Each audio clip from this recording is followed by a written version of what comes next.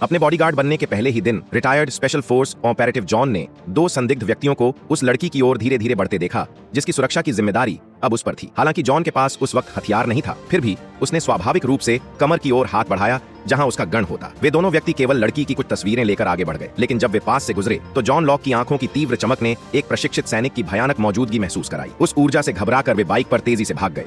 शुरुआत में जॉन ने इस घटना को ज्यादा गंभीर नहीं समझा, लेकिन जब बाद में वह केली के साथ खरीदारी कर रहा था तो उसने वही बाइक फिर देखी। उसके भीतर का सैनिक फौरन जाग उठा। कुछ तो गड़बड़ थी। उसने तुरंत कार की स्पीड बढ़ाई जबकि बाइक उनका पीछा कर रही थी, मगर जॉन की बेहतरीन ड्राइविंग ने उन्हें एक रेड लाइट पर पीछा करने वालों से छुड़ा लिया। घर लौटकर उसने केली से सख्ती से पूछा, सच क्या है? तब केली ने आखिरकार सब सच बता दिया। उसका पिता उसे जबरन एक बिजनेस डील के लिए एक हिंसक आदमी से शादी करवाना चाहता था। उसकी मां ने उसे उस हालात से बचाने में मदद की थी। इसी बीच हथियारों से लैस कुछ गुंडे अचानक उस संपत्ति पर आ धमके। जॉन ने केली को जल्दी से छुप जाने को कहा और अकेले उनका सामना करने की तैयारी की। चुपचाप उसने एक हमलावर को पीछे से पकड़कर मार गिराया। नीचे जाने पर उसने देखा कि बाकी सुरक्षा गार्ड्स पहले ही मारे जा चुके थे।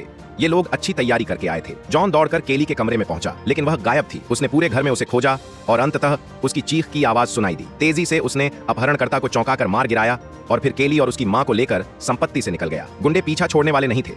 उन्होंने तुरंत उनका पीछा शुरू कर दिया, लेकिन एक चौराहे पर जॉन अचानक उनकी गाड़ी से टकराया और उन्हें हरा दिया। हालांकि वो अस्थायी रूप से बच गए थे, जॉन की स्पेशल फोर्स ट्रेनिंग उसे चौकस बनाए रखे हुए थी। उसने सभी फोन और संचार उपकरण फेंक दिए, अपनी कार को सड़क किनारे छोड़ दिया और दोनों महिलाओं को लेकर एक सार्वजनिक बस में सवार हो गया। अंततः पीछा करने वालों से छुटकारा मिल गया, लेकिन जल्द ही समाचार में कुछ ऐसा आया जिसने जॉन की रूह तक कंपा दी। उसे संपत्ति के सुरक्षा गार्ड्स की हत्या का दोषी बताया जा रहा था। जवाब पाने की बेचैनी में उसने अपने दोस्त केविन से संपर्क किया और दोनों ने मिलकर उस संपत्ति पर वापसी की। हैरानी की बात थी कि जो घर पहले खून से सना था अब पूरी तरह से साफ था। उन्होंने सुरक्षा कैमरों की रिकॉर्डिंग देखी और जो देखा उसने जॉन को अंदर तक हिला दिया। वीडियो में वही हत्यारा दिख रहा था। पहली बार जॉन खुद पर शक करने लगा। क्या उसने वाकई ऐसा किया? उसे कुछ याद क्यों नहीं था? इसी निराशा के बीच केविन ने पूरे मामले में कुछ गड़बड़ महसूस की।